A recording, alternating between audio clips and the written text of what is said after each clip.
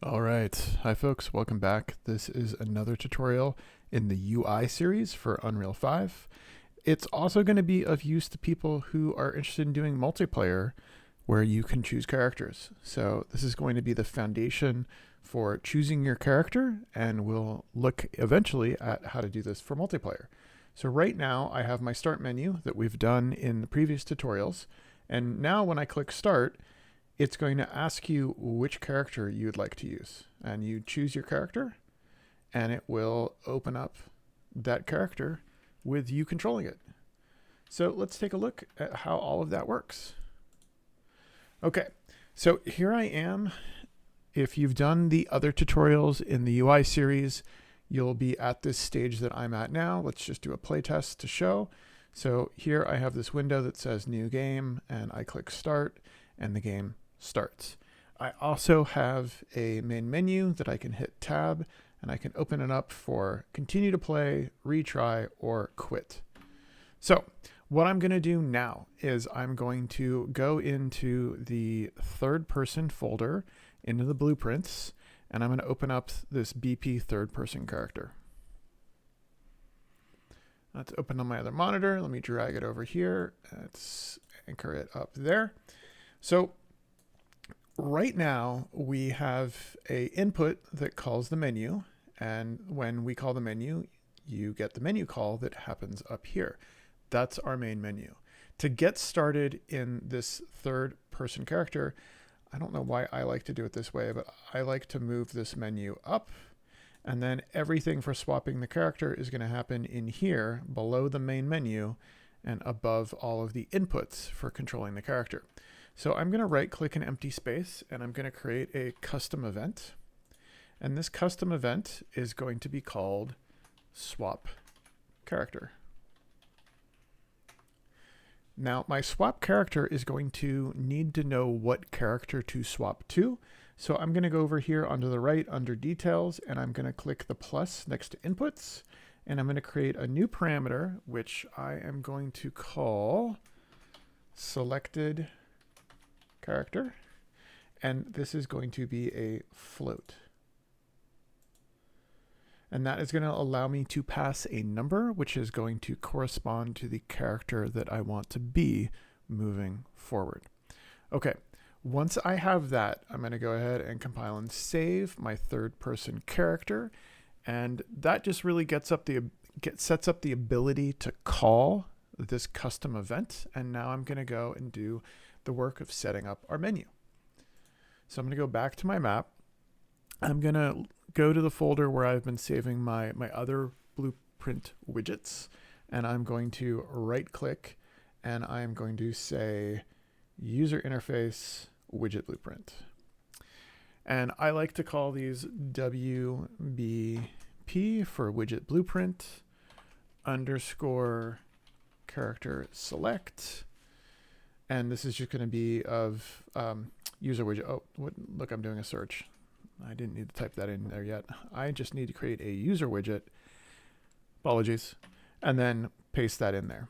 Okay, there we go. So that is going to be my new widget that I'm going to create. I'm going to double click it to open it up.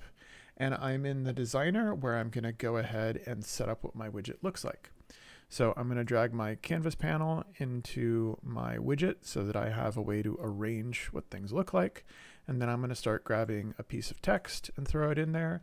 And this first piece of text is going to say Manny for the Manny character.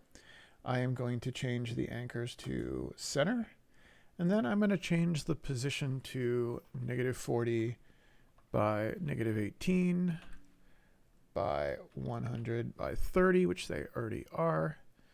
And I'm going to make sure that my justification is centered. And I think that's good. Oh, one more thing. We also need to set up the behavior as non-hit-testable so that I am not trying to click on the text. It's just there as text. Okay. So that's my Manny button. I'm moving a little bit quickly because I figured out what all these coordinates are, and I'm just plugging them in. we are going to create a second piece of text. And so I'm just going to, again, drop another one in here, put it below Manny, and it's going to be my Quinn. And I just did that, didn't I? Yep, I did. I just accidentally overwrite. I meant to change my text block. There we go. Okay, now this Quinn is also going to be focused on, anchored on the center. And this one is going to be at X of 40, Y of -18, size is 100 by 30. And I go down to make sure that it's centered. And I also go down to my behaviors to make sure that it is also non-hit-testable. Okay. Once I have those, I want to put some buttons in the background behind these characters. So I'm going to go ahead and add a button. Let's drag that down. Throw a button in here, and I'm going to rename this my Manny Button. Going to make sure that my anchor is, again, to the center. And then this coordinate is going to be -50, a Y of 48. Does that sound right? That is not right. And it's going to be size 100 and size 30. I think this is supposed to be, my Y should be -15. Yep. Oh, did I just put that in the,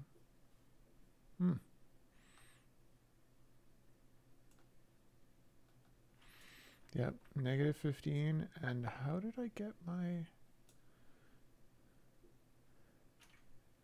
-40? Did I type that in wrong? -40. That's what it should be.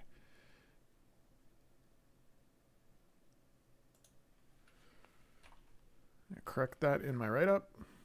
There we go.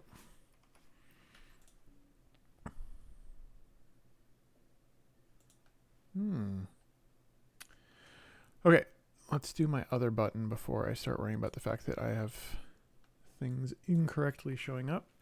This is going to be my Quinn button. I'm going to make sure that it anchors to the center as well.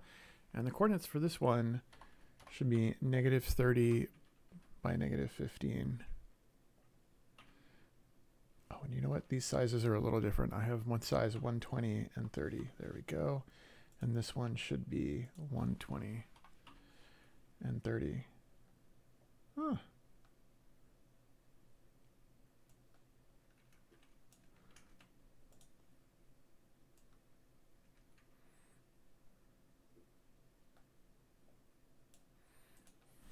That should be 20.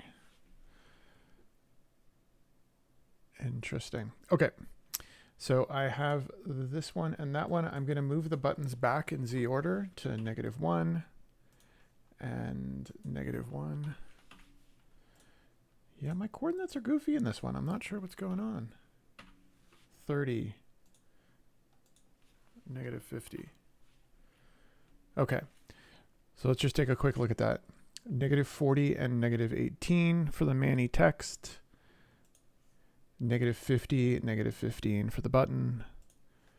Quinn 40 by -18 and the button 30 by -15. Okay. So those things look like they're looking good. I'm going to add one more piece of text. Throw it in right here. Put this to anchor in the center. The coordinates for this one is going to be, and this also might be goofy, -48. And size 100 by 30 is fine. No, that is totally off too. Okay, and this is going to say select your character. Okay, and let's move that over. So we're looking like we're in a good spot. -48. Okay, there we go. So now you're given an option to select Manny or select Quinn. You can set up this interface obviously however you want. The important thing is that you have a button for each one. And on those buttons, if you scroll down to the bottom, you're going to want to click the plus next to OnClicked. There we go. And then I'm going to jump back to Designer and go to the Quinn button, scroll down, and click the plus next to the OnClicked for the Quinn button. So this is how I add functionality to that UI. So now that I'm in the graph, I'm going to start with the Quinn first. And I'm going to pull this pin off. And I am going to say cast to BP third person character. Now, I think I've covered this numerous times. This is the way that we're telling the character to do something. We're telling another blueprint to do something. And so there could be multiple BP third person characters in our scene. So we have to tell it specifically which one. So in this case, I'm going to get player character, and player character has an index. Player 1 is 0. Right now I'm doing this for a single player game. So I just need to tell it use the only object, which is a character, which is a BP third person character in the scene, which has player index 0. I just need to be specific and it should work. Okay, so now I'm going to pull this off and I should be able to type swap character, which is the name of that custom function that I just saved into my BP third person character. And there we go. So now I'm telling it to execute that action. I should tell it to connect that you're doing this as the BP third person character to my target. And I also have the area here for the input that I created, the integer that is going to tell me which character. So I'm going to let Quinn be character 0. I think of Quinn as the default character always. And so I'm going to leave that there. And then we're going to move down to the next one. So we're going to do basically the same thing. And if you want to just select these and copy and paste, we can just do that. And we're just going to set it up so that Manny's button is doing the same thing, but now the character is going to be 1. Okay. So did I actually set that to be a float? I set that to be a float instead of a integer. I meant to set this as an integer. My apologies. But now if we come back here, it is going to have inserted this problematic detail of translating a float to a integer, which I can just delete, and I can just change this to 1. So I only need this to hold whole numbers, so an integer is going to work just fine for those purposes. Okay, so I have all of this set up. I believe this is all that you need. In some of my testing, I actually went to the trouble of having this action turn off the menu, but we're not going to do that here. That's not useful in the UI. Current value of 1 for the selected character. Let's just redo that because it's having problems. Copy this one, repaste it, pin it back in, pin it in.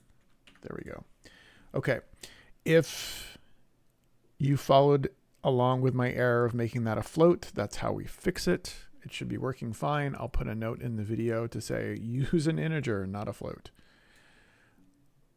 Okay, that should be everything that we need to do on this widget for character select.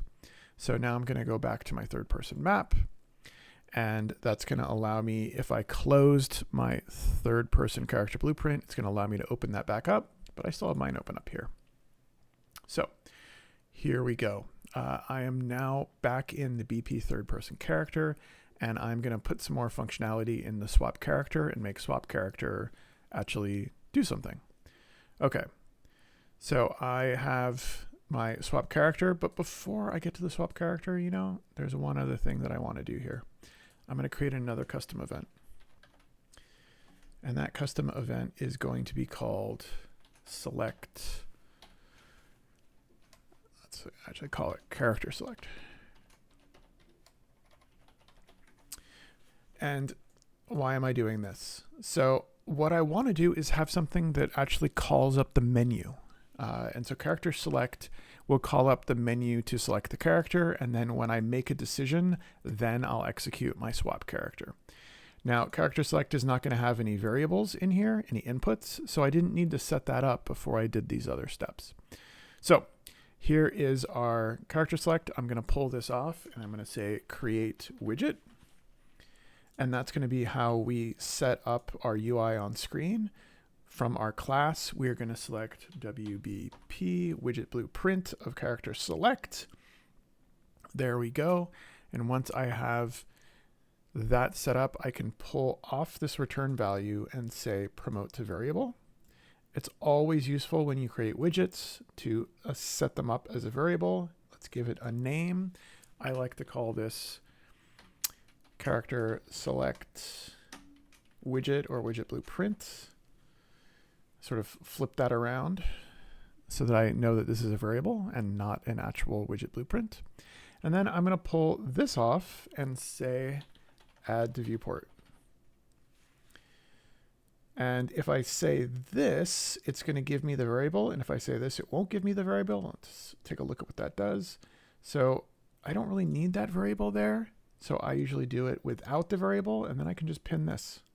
Nice and clean and easy. Okay, so once I've added this to the viewport, I also want to do a few things with how the mouse works. And so I'm going to drag this off, and I'm going to say set input mode game and UI. Okay, so this means that it's the way that I can control the mouse and the interface and everything that I'm doing. So I also at this point need a player controller. So I'm going to pull that off, and I'm going to say get player controller. This is different from the player character. This is the elements that are controlling, not the model essentially itself. All right, so I have those set up. This is player 1, so that's going to be a 0. And then the widget to focus is going to be WBP. Oh, wait, no. What I need to do is pull in my character select. Let's grab character select from here, get character select, and plug that in right there. There we go. Now, hide cursor during capture. From my experience, this does nothing. So it doesn't matter what you do, but what actually does matter is by saying a different command, set show mouse cursor. And this never shows up for me in context sensitive, so I always have to turn that off. And there we go. So here I want to say, yes, show mouse cursor. That is going to be what allows me to actually see the mouse and utilize it. And we also want to make sure here for this target that we are using the same player controller. Okay. Now it's also a good idea to pause the game. Set game paused, and check that. So the game will be paused while you are doing this menu, right? That's going to be good in the future if you're trying to make something happen and somehow you're changing characters in the middle of a sequence, the game will be paused.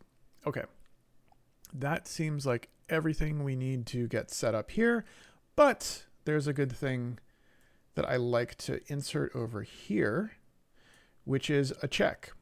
So if you try and call character select and someone is already in a character select screen, you don't want to do all of these things. So what I do is I take the character select widget blueprint and I drag it in and I say get. And then once I have a get, I can right click on it and convert it to a validated get. And then I can reinsert this here and say when this variable is not valid, do these things. And so you can see this second step here, we actually set that variable.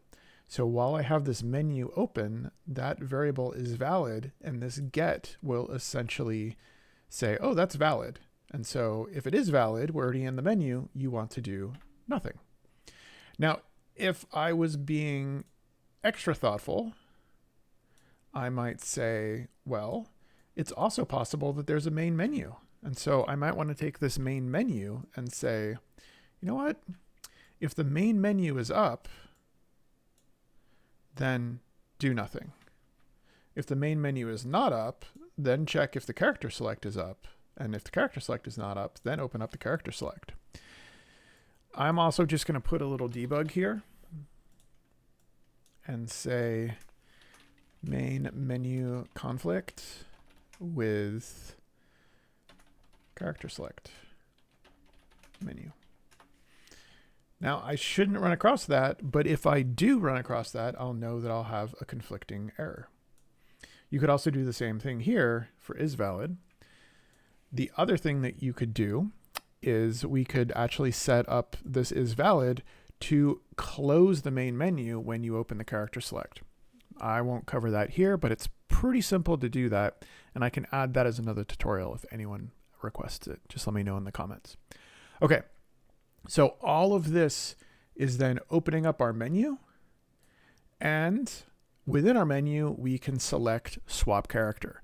So now we're going to move on to doing the thing that actually needs to get done. Okay, so I'm going to go down here to swap character, and I'm going to create a branch. And in order to understand whether this branch is true or not, I'm going to pull off this condition and do a equal. And I'm going to ask it, is the selected character equal to 0? If the selected character is equal to 0, then we are going to change our character model to be Quinn. And if it's false, I'm going to add another branch. Then it's possible that our variable, which I'll plug in right here again, is equal to 1, in which case we will add Manny, because Manny is 1 and Quinn is 0. Okay, so we are going to pull off this true, and we are going to say set skeletal mesh. Let's spell skeletal mesh correctly. Set skeletal mesh asset.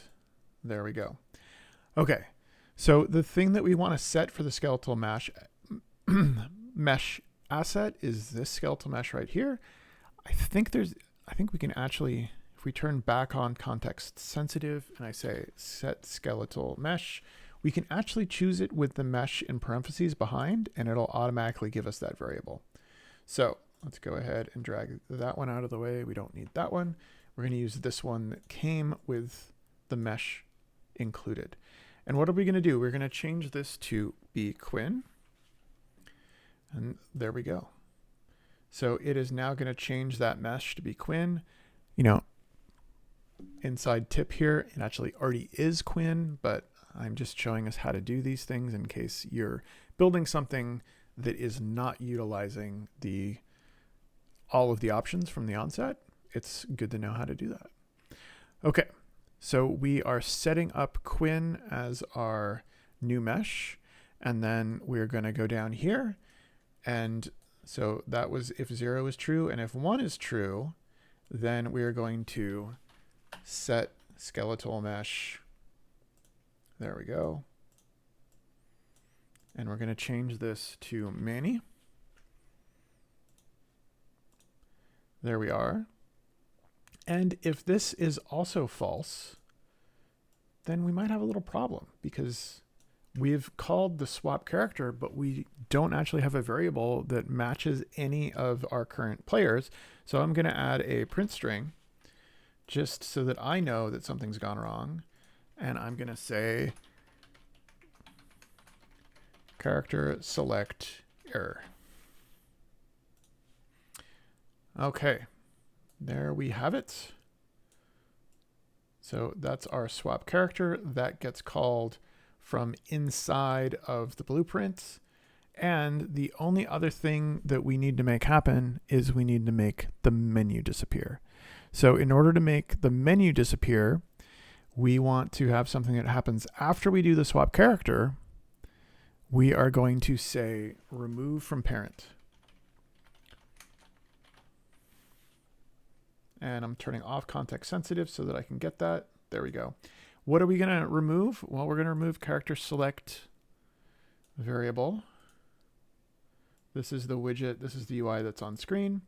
And whether we set it as Quinn, whether we set it as Manny, or whether it's an error, we're going to want to make it be removed from parent. Okay, once we remove it from parent, the other thing that we want to do is we want to set, let's actually grab this character, select WBP and say set this variable. And I'm going to fire this, but I'm not going to select an asset, which will basically set character select WBP as null. And so if I'm trying to do a validated get of character select WBP, it will return as not valid, and I'll be able to open up that UI again. So in that way, if you have a button or a command or something on another menu that offers you a chance to reselect your character, it will be possible.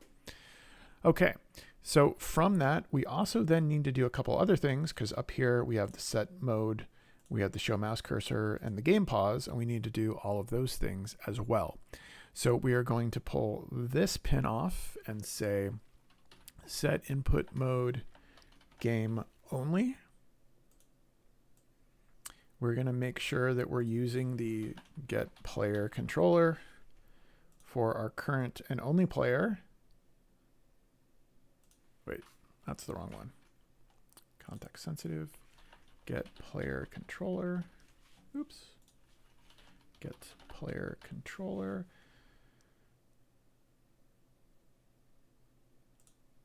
There we go. Player index is 0. Drop that in there. And after we set input mode to game only, we're also going to set show mouse cursor. And this is the one that never shows up unless you turn off context sensitive. We're going to let mouse cursor be unchecked because we want it to disappear. And we're going to plug this get player controller into that target. And then the last thing that we're going to want to do here is we're going to pull this off and say set game paused. And it is not going to be paused. We're going to leave that unchecked and the game will start playing once again. Okay, so this character select command is going to be what calls up the menu to allow us to select a character.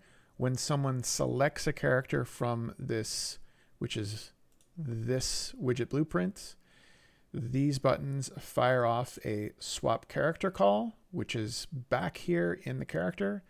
And when the swap character call is called, it specifies which model we are going to place for the character to use, and then it's going to remove the menu. And then we should be able to go about playing. Now, the one trick here is that we need to open up this menu at some point. And so if I compile this, if I go back to my third person map, you may or may not remember how this is set up, but this map is just the thing that spins around as we're waiting for the game to start. I'm going to go ahead and hit stop. And I have another map, which is in maps, which is called the third person game map. And this is where the gameplay actually happens. So in this one that spins, when you hit start, it loads up the other one. So I want to open up the other one. I'm going to save everything. And now that I'm in this one where the gameplay actually happens, I'm going to go into the level blueprint and I will create a event begin play. And when this level starts, I am going to tell the third person character to call the select character blueprint. So how do we do that? We cast to BP third, got to spell it properly, third person character. We have to tell it which one. So we're going to get player character. Player character is going to be index 0 because we only have one player and that is the 0 player. And what are we going to do? We're going to tell it that we want to select character.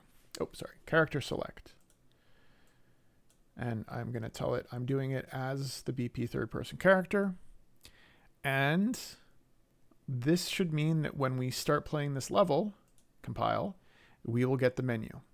So if I go back here and say save all, I don't want to play from here. Well, let's actually just see what happens. When I play from here, I immediately get the select screen.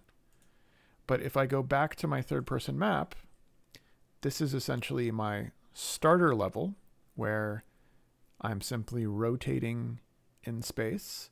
And when I click start, it takes me to my Manny or my Quinn selection screen.